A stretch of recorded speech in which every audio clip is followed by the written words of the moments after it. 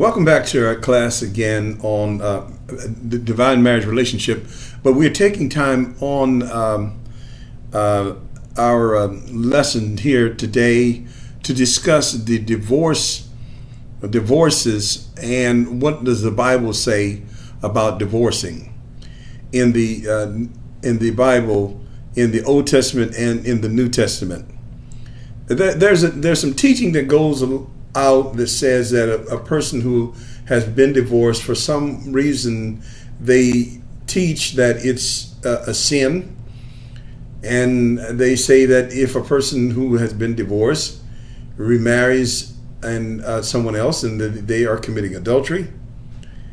And so to help to deal with that, to help answer those questions, I think that there's been some scriptures that have been misinterpreted. And so I'm going to only deal with one of the scriptures that have been misinterpreted. I found that when I give these long lessons, other than the Bible students and advanced people, sometimes people don't have time for hearing all of that. So I'm just going to focus on one scripture, and that scripture is going to be found in 1 Corinthians chapter 7, verse 15, where Paul says that the woman should not leave her husband, and if she has left him, then she needs to go back to him.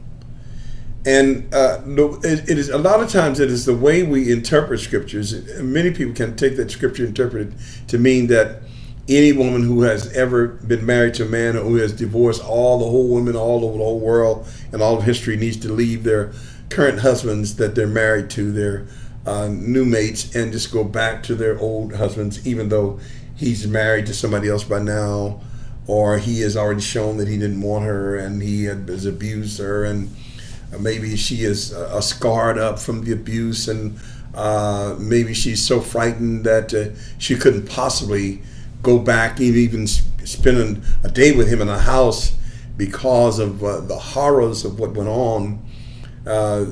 Sometimes a man gets so close to a woman in a marriage that the woman is left wide open to be completely abused and walked on and trashed.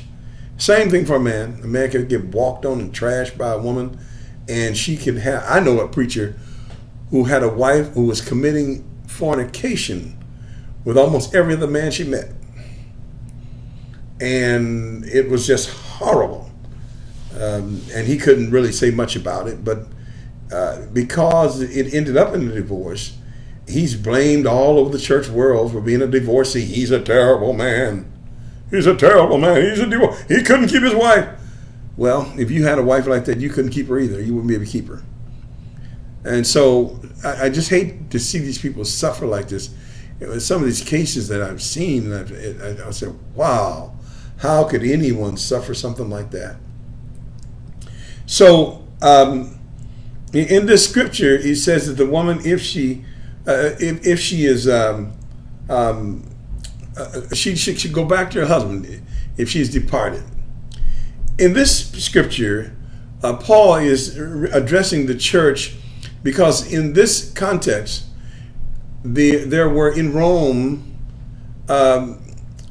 Christians who were once pagans who became Christians, and sometimes they would be married, and maybe the husband would get saved but the wife wouldn't, and so, or the wife would get saved and the husband wouldn't, and he would continue to be a pagan worshiper. And because of this, and because Christianity was new, most of the Christians who were in these situations were questioning whether or not they should stay. They felt that since they were Christians now, that they shouldn't be around pagans, and so therefore they should leave their mates.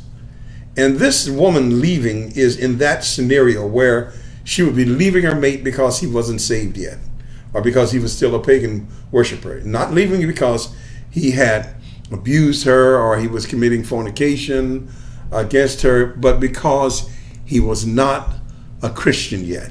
He was still a pagan. And so is basically leaving because of the difference of religion. The difference of religion The one was a pagan worshiper, and the other one was a saint. So the saint was leaving the husbands. And Paul was trying to tell them, no, ladies, don't leave your husbands. Don't leave your husband. If you left your husband, this is a case where probably was not a divorce, but she had actually walked out. He said, if you left him, return back to him. Because Paul didn't want to start that all over the church where all the women say, well, I've got an unsaved husband, so I'm leaving him today. I'm going. And that's why Paul presents this argument when he says, and for the wife sanctifies the husband. And she don't make him sanctify as far as getting him saved, getting him filled with the Holy Ghost, speaking in tongues or whatever. Not in that respect. But in other words, the relationship is sanctified and holy because the saved woman sanctifies the saved man. In other words, the situation is legitimate. It's a holy situation. It's holy matrimony. And so by it being holy matrimony and sanctified, then the woman shouldn't leave. And so this is what this is talking about. And if you read the chapter, the 7th chapter there, you see what Paul is trying to convince them that your children are okay. In other words, some of them thought that if they had stayed married to these pagans, that their children would be defiled. He said, no, your children will be sanctified.